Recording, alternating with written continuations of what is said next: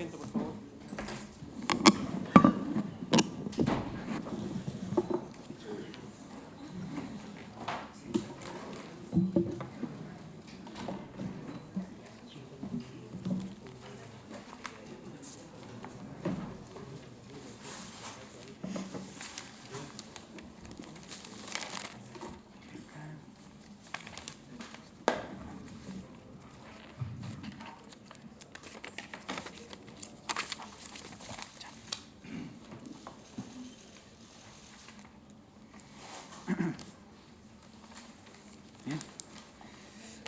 Muy bien, damos inicio a la tercera jornada en nuestra causa de juicio oral en RIT 150-2017. Verificamos la presencia de los colegas abogados intervinientes por la defensa, sus respectivos imputados.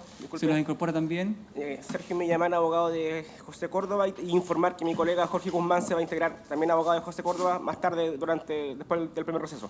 Y a su respecto, el poder se encuentra otorgado con Sí, anterioridad. magistrado, se encuentra previamente ratificado y consignan mis datos en la causa. Muy bien.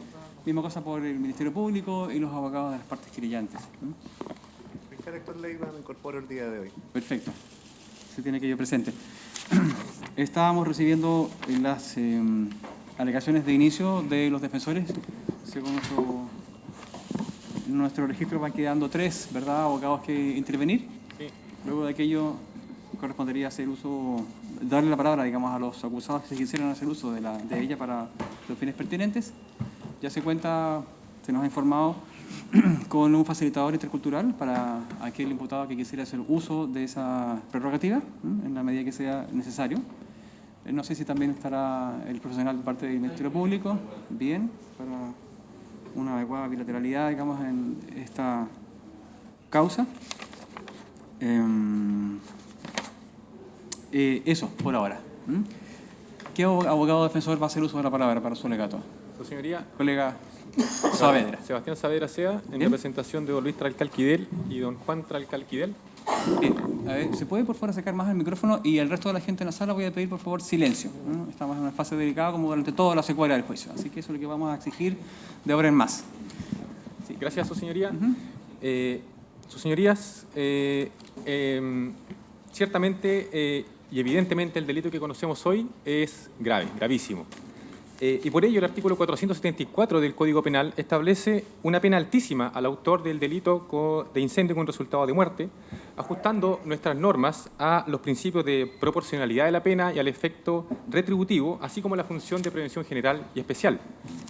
Ahora bien, ciertamente creemos que no nos encontramos frente a un delito terrorista. La ley sobre conductas terroristas no define lo que debe entenderse por terrorismo, tampoco lo ha establecido la doctrina de forma unánime.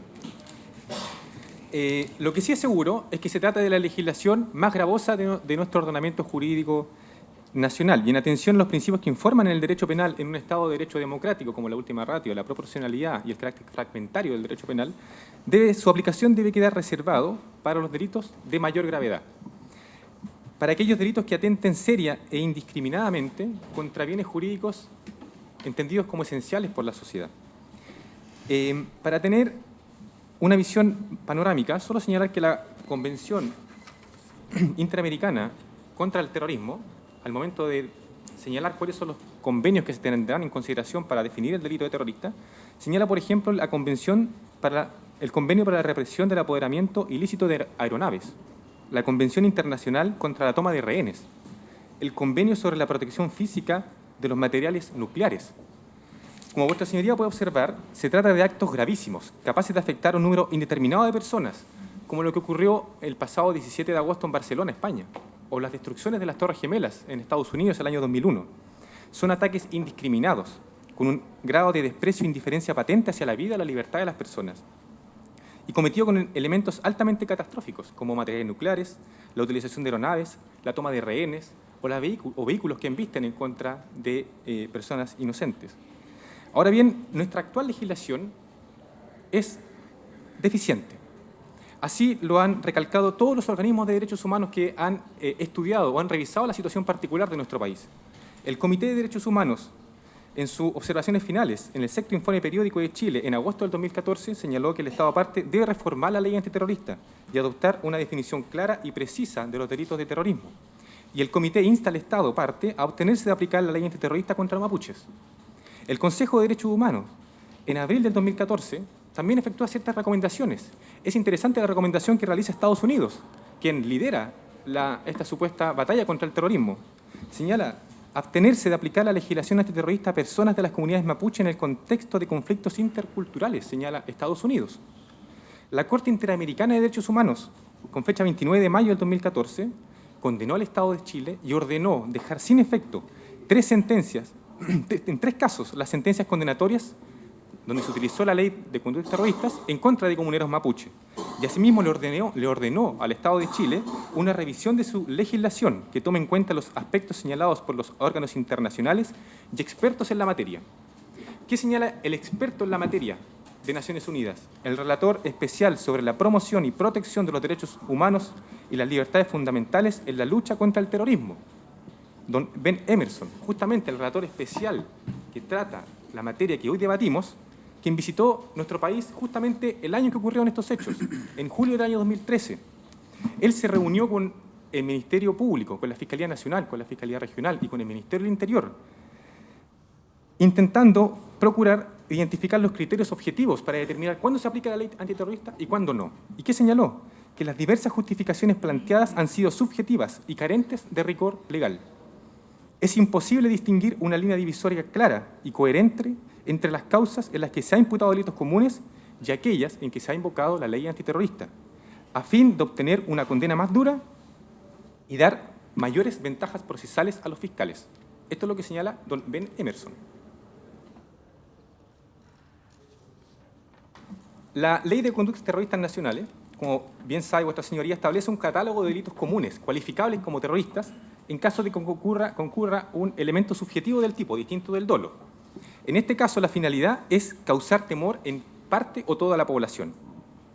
La amplitud de dicha finalidad, aplicable tanto al genuino delito terrorista como a un sinnúmero de delitos, la violación, el homicidio, el robo con homicidio y un largo, etcétera, determina lo que la doctrina se ha denominado como la banalización del terrorismo, como señala el profesor Juan Pablo Mañalich o la profesora Mirna Villegas.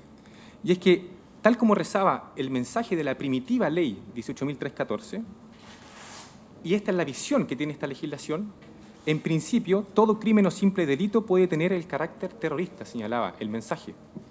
Dicha visión de terrorismo se ha prolongado hasta nuestros días. En tal sentido, la invocación de la ley 18.314 para determinados hechos y su no aplicación en otros no tiene una delimitación clara, como señala el relator de las Naciones Unidas.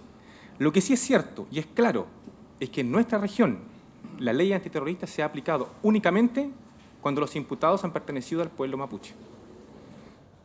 Sin duda, esta calificación constituye una aplicación desmedida de una legislación de excepción, como una manera, nuevamente reiterando a don Ben Emmerson, de elevar solicitudes de pena y de prevalerse de beneficios procesales excepcionalísimos, tales como la prisión preventiva reforzada, asegurada en la Constitución en el artículo 19, número 7. Los imputados acá presentes, todos, sin duda estarían con medidas cautelares distintas a la prisión preventiva, de no ser por la exigencia de la unanimidad de los ministros titulares de la Sala de la Corte de Apelaciones. O bien, la utilización de testigos con reserva de identidad.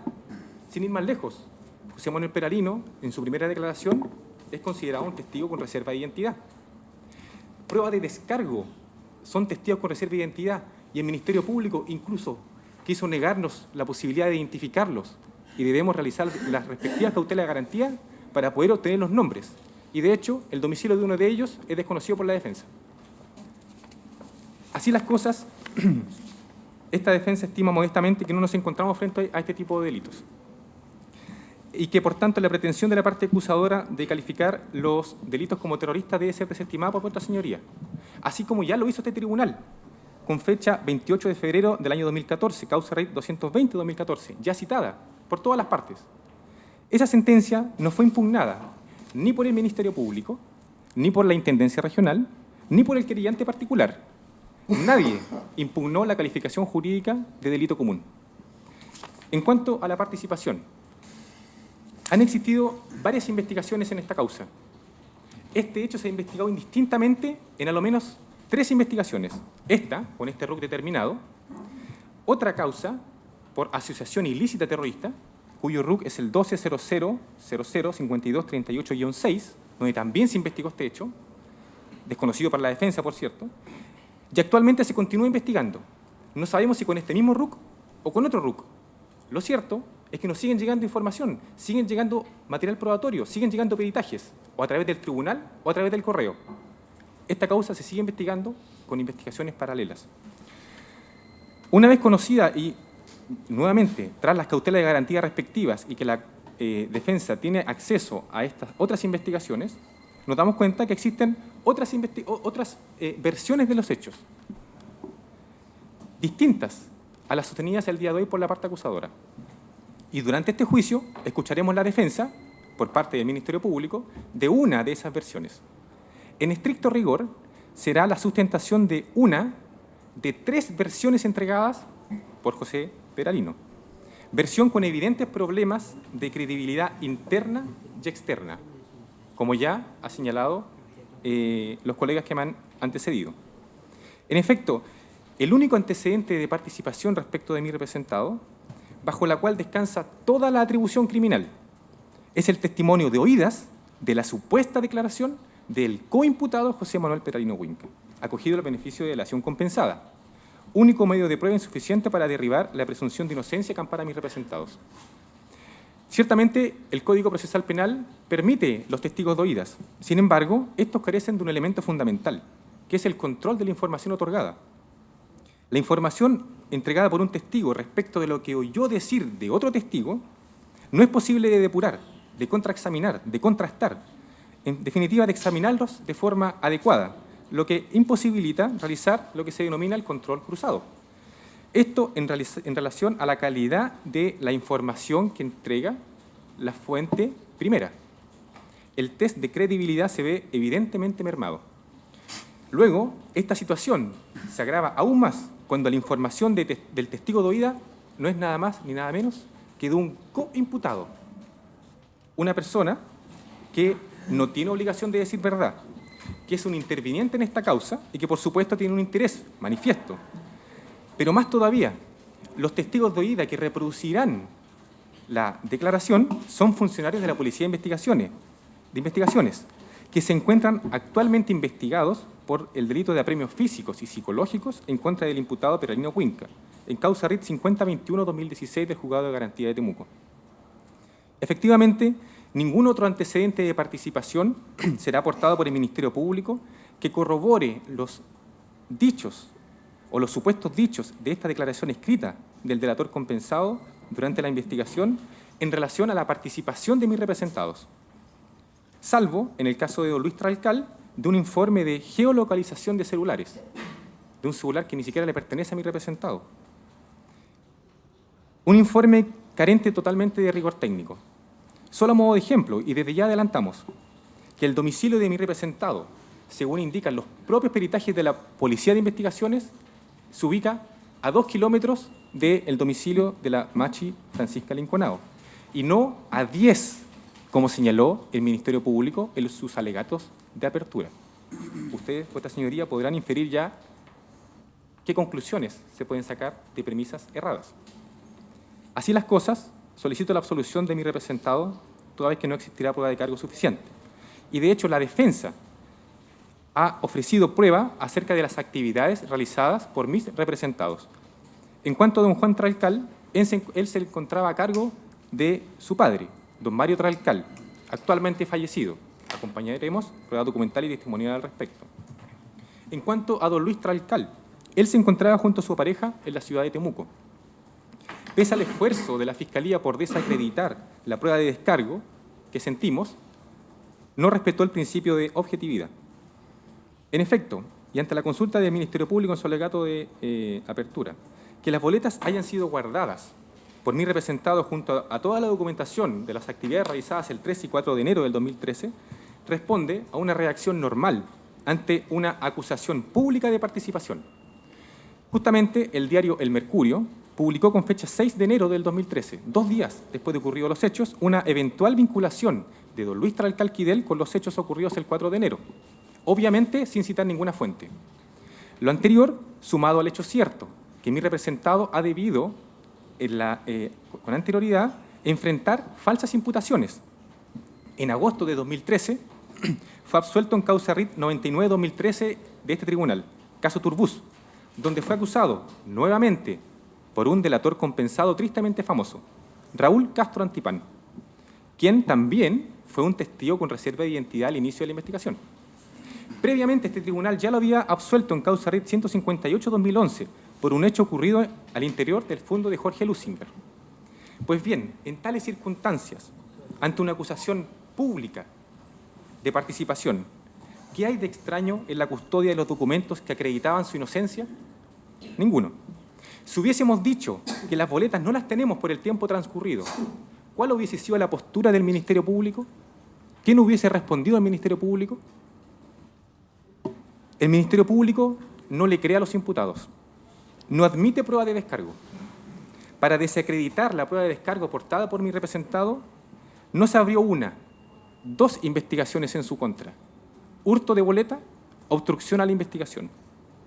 Las camareras del motel donde señalamos que mi representado habría pasado la noche fueron detenidas. Su abogado, quien habla, fue investigado por el delito de falso testimonio. La Defensoría Penal Pública me representó, su señoría. ¿Saben ustedes, vuestras señorías, cuál era la prueba en mi contra? Un testigo con reserva de identidad. La Corte Suprema llamó la atención a los fiscales del Ministerio Público con fecha 19 de octubre de 2016, en el sentido de que, en lo sucesivo, tendrán especial cuidado de no afectar el libre ejercicio de la profesión de abogado, lo señaló la excelentísima Corte Suprema. Por esa simple razón es que la prueba de descargo no se indica durante la investigación. Así las cosas, su señoría, no existiendo prueba de cargo suficiente para derribar la presunción de inocencia que ampara a mis representados, es que solicito la absolución de don Juan Tralcal Quidel y don Luis Tralcal Quidel. Bien, gracias, colega. Vamos a pedirle, por favor, al señor gendarme que... A ver, gendarme, no entre usted en diálogo con ningún interviniente, se lo prohíbo. Y le voy a pedir que, por favor, se aparte un poco hacia la puerta a fin de que el tribunal tenga visión completa de los imputados. Haga lo que le estoy yo ordenando. Y el camarógrafo no ordena acá, y quien dirige la audiencia es quien habla. Que le quede claro a usted y al resto de los intervinientes. Bien, el abogado que falta, nombre Gracias, e imputado. señor presidente. Comparece Pablo Ortega Manosalva por su representado, don José Tralcal Coche. Tiene la palabra. Muchas gracias. Y con la venia de sus señorías, esta parte igualmente vamos a solicitar la postura nuestra de pedir la absolución de nuestro representado. Nuestro representado, quien es un dirigente de su comunidad, de su sector, a la sazón, tiene 53 años, casado, 5 hijos. Juan Carlos estudia Geología en la Universidad de Concepción. Gloria estudia Geografía en la Universidad Católica de Temuco. Su hijo menor estudia en un colegio de esta ciudad y 2 de sus hijos ya trabajan, debiendo aportar toda vez que mi representado se encuentra privado de libertad desde los inicios de la investigación. No solo eso, mi representado es una persona que siempre ha realizado la intermediación entre las necesidades de su comunidad y el Estado y la sociedad mayor. Por ejemplo, en 1985, conforma la Junta de Vecinos de Yeupeco, encargada de gestionar la mejora de caminos que tanto agradece el sector en el cual él habita. En 1988 forma la cooperativa campesina Melimapu, destinada a comercializar el lupino en coordinación con el INDAP a través de sus proyectos de fomento, PROFO. En el año 2011, sus señorías, en el gobierno de Sebastián Piñera, participa en las mesas de diálogo, participa en el otorgamiento de los derechos de agua del canal Tinento. Es decir, una persona que durante toda su gestión de adulto, de dirigente, ha representado a su gente, pero además ha realizado un diálogo con el Estado, ha logrado avances y se ha consolidado como un dirigente reconocido y respetado por sus iguales. Sin embargo, se encuentra en prisión preventiva acusado de por la legislación antiterrorista. Se encuentra privado de libertad precisamente porque esta legislación, en la Constitución de 1980 se establece que se requiere la unanimidad para obtener la libertad. Sabemos que eso no se ha logrado. Sin embargo, respecto de esta ley y dentro de la lógica de la propia ley, vamos a decir que el Ministerio Público la ha esgrimido no solo para obtener ventajas procesales, sino que para intentar una condena que significa en términos prácticos que les pida a sus señorías que condenen a mi representado a morir en prisión, toda vez que la pena solicitada tiene un mínimo de 40 años antes de pedir siquiera beneficios. La reflexión de la defensa significa, claro, un hecho gravísimo, una pena gravísima, por lo tanto, una prueba de calidad.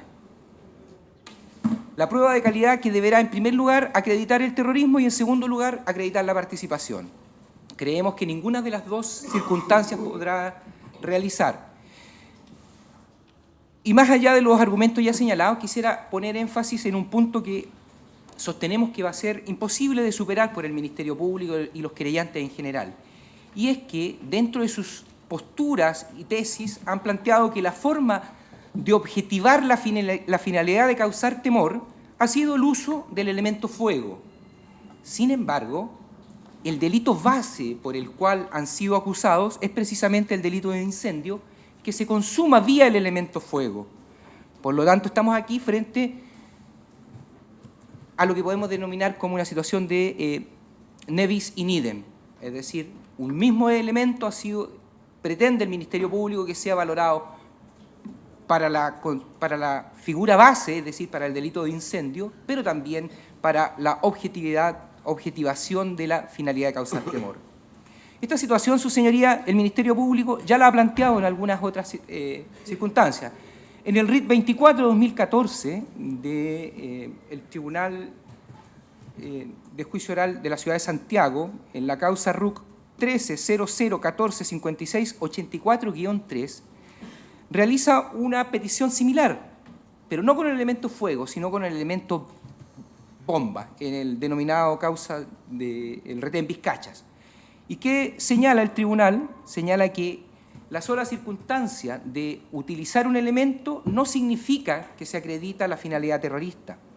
Pero más precisamente, en la causa, en rol interno 21-2004 del Tribunal RUC 1086-95-4-4 contra José Cariqueo Saravia, se plantea exactamente la misma situación, un delito de incendio base que se pretende tenga la calidad o el carácter de terrorista. ¿Qué dijeron nuestros tribunales? Señala que el empleo de determinados medios que naturalmente sean idóneos para causar grandes estragos, es lo que se necesita. No califican de terrorista el ilícito, y en este caso refiriéndose al elemento fuego, sino que precisamente son los elementos que configuran el ilícito penal de incendio de bosques en ese caso. Considerar lo contrario vulnera abiertamente el principio del non bis in idem, considerando 17 de la referida sentencia. Por lo tanto, entendemos que el elemento terrorismo no será posible configurar por este punto que será imposible de superar por el Ministerio Público. Por otro lado, su señoría, señalábamos que la prueba de cargo ha de ser de calidad. ¿Y el Ministerio Público qué nos ofreció? ¿Qué prometió a sus señorías en el alegato de apertura? En primer lugar, señaló que cuenta con las declaraciones y reconocimientos de un coimputado. No ahondaremos sobre ese punto, salvo poner de relieve que al tratarse de un coimputado ha de analizarse su declaración desde esa perspectiva, es decir, buscar las corroboraciones internas, externas, pero además debemos considerar los elementos señalados por su propia defensa, que a esta parte le recuerdan la sentencia Miranda contra Arizona, que se ha tratado este tema y que ha dado origen a la prevención Miranda en cuanto a señalarle a todo imputado no solo el derecho a guardar silencio, sino el procurar que se le señale y que comprenda que todo lo que diga puede ser usado en su contra. Es decir, desde el punto de vista de esta defensa, se trata de la declaración de un coimputado y desde el punto de vista de la persona en cuestión sería una declaración autoinculpatoria. Pues bien, consideramos que la seriedad de esta prueba deberá ser analizada durante la producción de la prueba en este juicio oral. Y en segundo lugar, sus señorías, recordaremos que el Ministerio Público prometió con mucho énfasis que iba a lograr determinar por métodos científicos la posición de nuestros representados. Pues bien, sus señorías, esta parte entiende que esos métodos científicos no lograrán acreditar lo que el Ministerio Público ha señalado. Por lo tanto, vamos a solicitar que se ponga especial atención por sus señorías respecto de esos supuestos pruebas científicas que el Ministerio Público prometió que se producirán en este juicio oral. Por lo tanto, su señoría, entendiendo que esta prueba, que serían solo estos dos elementos que ha anunciado el Ministerio Público, no serán de la entidad y de la, sobre todo, su señoría, de la seriedad necesaria y suficiente para sustentar un veredicto condenatorio. Haciendo presente estos elementos, termino mi alegato solicitando efectivamente que al cabo de este juicio oral sea absuelto mi representado por no acreditarse su participación en los presentes hechos. Bien, gracias, colega. De esta manera hemos finalizado los alegatos de inicio de los defensores de la parte acusada. Como se les previno e informó al comienzo de esta audiencia de juicio, señores acusados, tienen ustedes ahora la posibilidad de hacer uso de la palabra, esto es, de prestar declaración, ello como medio de defensa. Es una prerrogativa que la ley les otorga. Si quisieran hacerlo y prestar declaración,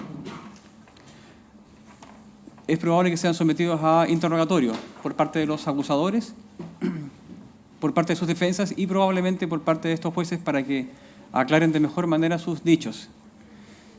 Pueden también mantenerse en silencio, porque también es una prerrogativa que les asiste desde el punto de vista legal y constitucional. Entonces ahora voy a preguntarle a los abogados si han conversado con sus respectivos clientes o si están ellos en condiciones de responder quiénes quisieran hacer uso de la palabra o quiénes quisieran permanecer en silencio. Señoría, ¿Nombre y por quién? Jaime López Allende, por doña Francisca, la Machi Francisca Linconao del Capán. Antes de responder su señoría, quería saber si acaso habrá llegado el facilitador Horacio Chuquelaf, que lo solicitamos por cuanto el facilitador de la CONADI no... Vamos a averiguar, aquella interrogante. Sí.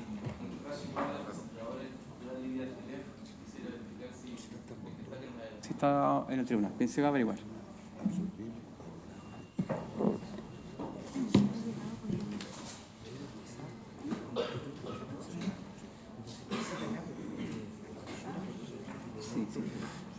Mientras recabamos esa información,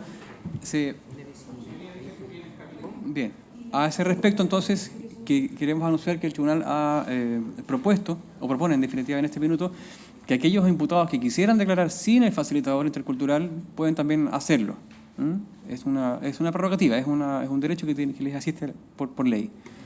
No sé si lo tienen aquello también resuelto respectivamente. Y si así fuera, les pediríamos también para el orden de nuestra audiencia que nos enlistaran, ¿verdad?, quiénes van a hacer uso de la palabra para ir a su vez preparando el registro de audio, con lo que eso implica, la elaboración de pistas por separado en cada declaración y todo aquello. Señoría, respecto de la Machi Francisca, ella va a prestar declaración, ¿Sí?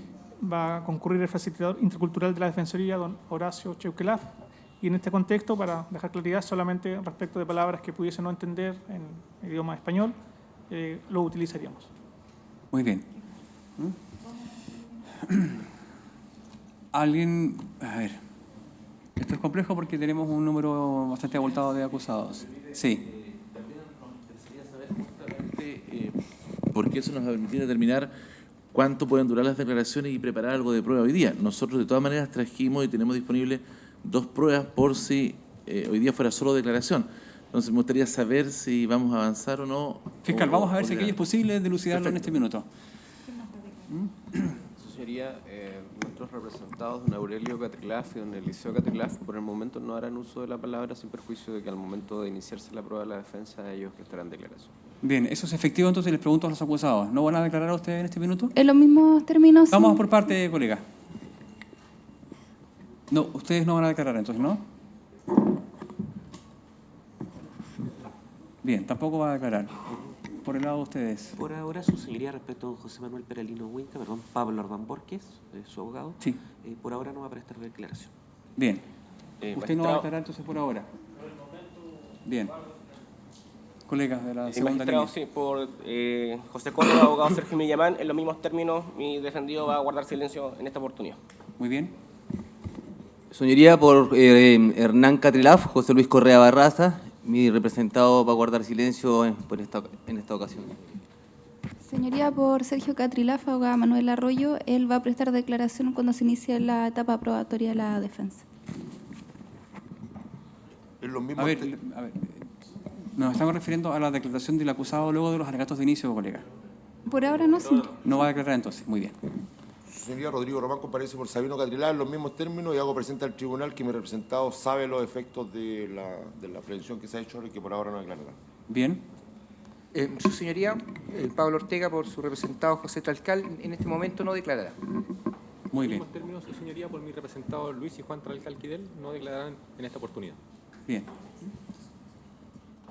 Sí. Entonces, ¿tampoco va a aclarar su defendido, No, su señoría. colega Saavedra? Muy bien, tampoco va a ser.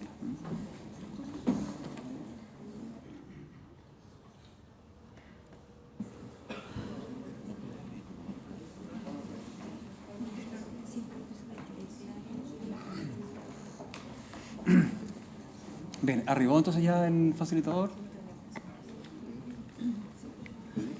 Ya, por lo que entonces hemos advertido, solamente va a hacer uso de la palabra como medio de defensa en esta fase de la audiencia de juicio la imputada Machi Lincolnado. Es solamente una prevención. Yo sé que entré a la página del Poder Judicial TV y todavía se está realizando la grabación para efecto de... Sí, se ha advertido y ya se ha comunicado entonces. Porque yo por lo menos ahora ya estoy viendo en este momento que se sigue grabando. Bien. Entiendo que debería haber finalizado. Bien, para entonces pasar a la fase que corresponde, vamos a hacer un breve receso de unos minutos a fin de coordinar aquello y que se cumpla con lo que ha dispuesto el tribunal. ¿Señoría? ¿Perdón? El Ministerio Público señalar qué fiscales se van a presentar el día de hoy para organizarnos. Ya nosotros les señalamos a ellos quiénes son los imputados que van a declarar y quiénes no. ¿Quién dará uso de la palabra el día de hoy por la Fiscalía? ¿Quién dirigirá, digamos?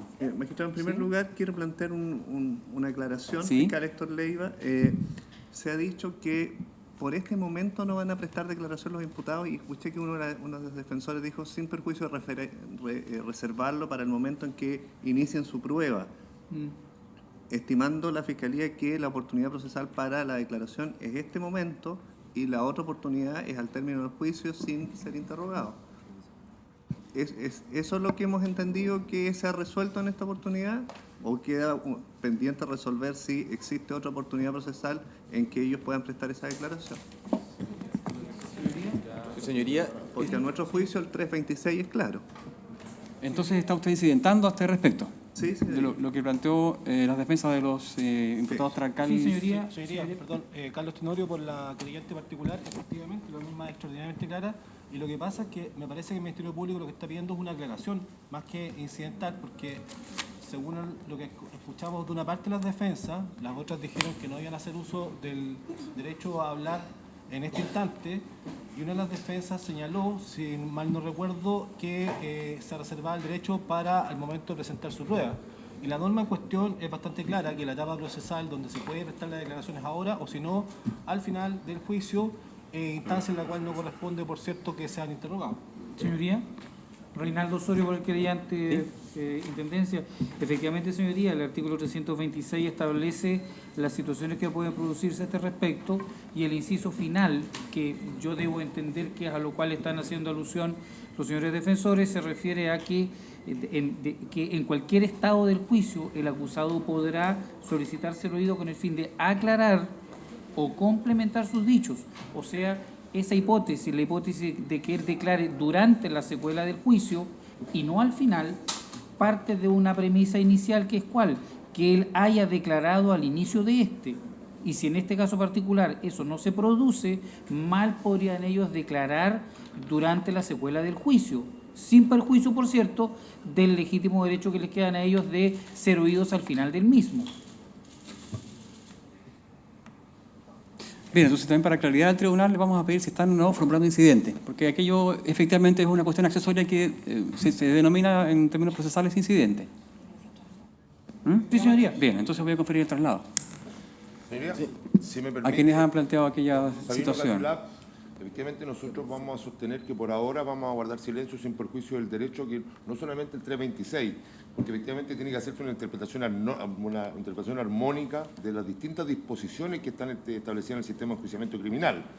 En particular, el artículo 93, letra G, o el artículo 8 del Código Procesal Penal permiten, se plantean dos hipótesis: el derecho sagrado a guardar silencio y renunciar a aquel y ser oído por la jurisdicción en cualquier momento. Esa es una interpretación restringida, la que se hace del inciso tercero del artículo 326, recién expuesta por el representante del Gobierno de Chile, en cuanto a que sería esta solamente la oportunidad. Eso no es efectivo, porque cualquier ciudadano, incluso un extranjero, juzgado en Chile, tiene el derecho a ser oído por la jurisdicción cuando lo estime.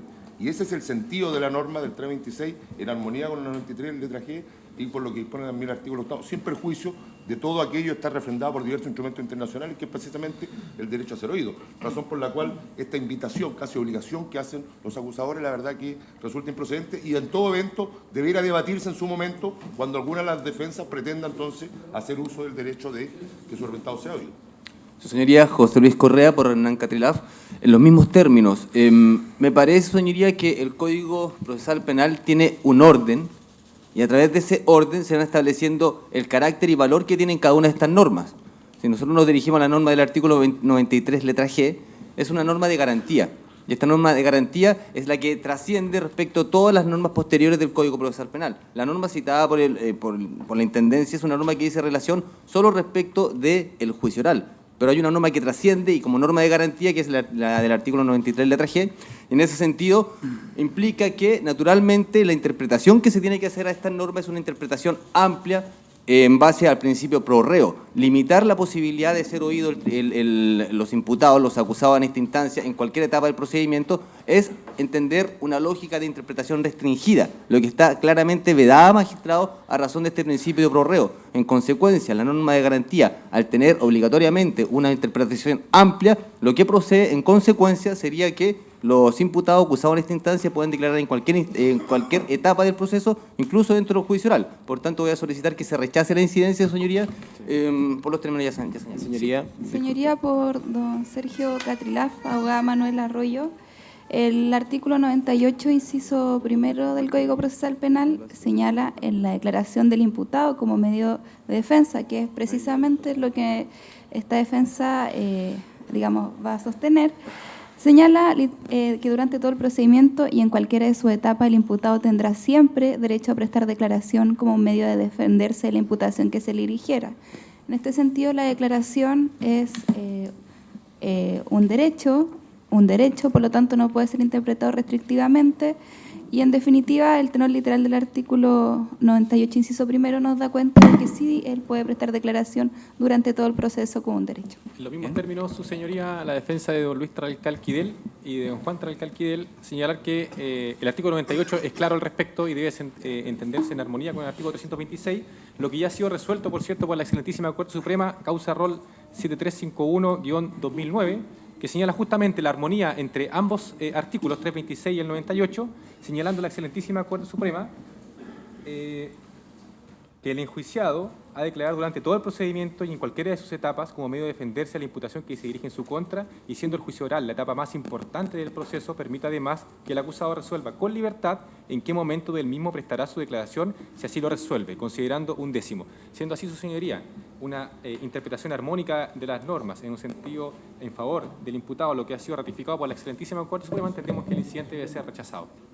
Señoría, sí, esta defensa también, en los mismos términos, básicamente entiende que existen tres disposiciones que resultan relevantes en este caso. Marcelo Pizarro por... Sí, disculpe, señor Marcelo Pizarro por Aurelio Catrilaf y Eliseo Catrilaf.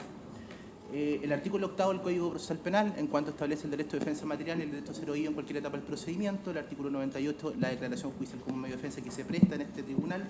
El artículo 326. El artículo 8 está dentro de las disposiciones generales, por ende, y principios básicos, se aplica a todo el procedimiento.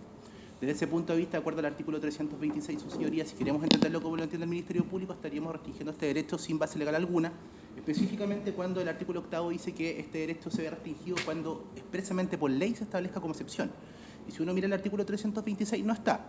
Desde ese punto de vista, la única forma de entender el artículo 326, inciso final, en cuanto dice relación con la aclaración de los dichos, no es otra que entender el ejercicio del derecho de manera amplia. Esto es que el imputado puede declarar en más de una oportunidad durante el desarrollo del juicio. Es la única forma de entender este ejercicio del derecho fundamental, tomando en cuenta, su señoría, finalmente, que el artículo 326 contiene el ejercicio de un derecho fundamental. ¿Algún otro traslado? ¿Quiere evacuarse? No sé si puedo, su señoría, intervenir, dado que hacemos señalando. No, ya hizo uso de la palabra a su parte. Bien. Su señoría, Pablo Ortega por don José Tralcal. Solamente señalar que, si bien la interpretación está bastante clara en el sentido que no puede restringirse el derecho de, los derechos de los imputados, entendemos que esto se trata de una controversia imaginaria porque en este momento no estamos en la hipótesis planteada por el Ministerio Público, por lo tanto entendemos que no es el momento para discutir esto, salvo que se fije por su señoría, dado sus facultades de dirección, que efectivamente se van a aceptar derechamente estas interpretaciones, pero creemos que en el momento que se plantee la hipótesis se deberá resolver. Bien, queda cerrado el debate.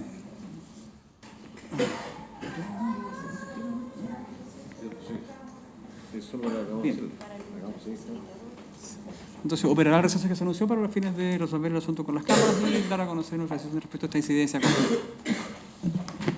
Será muy breve, no se ausenten de la sala.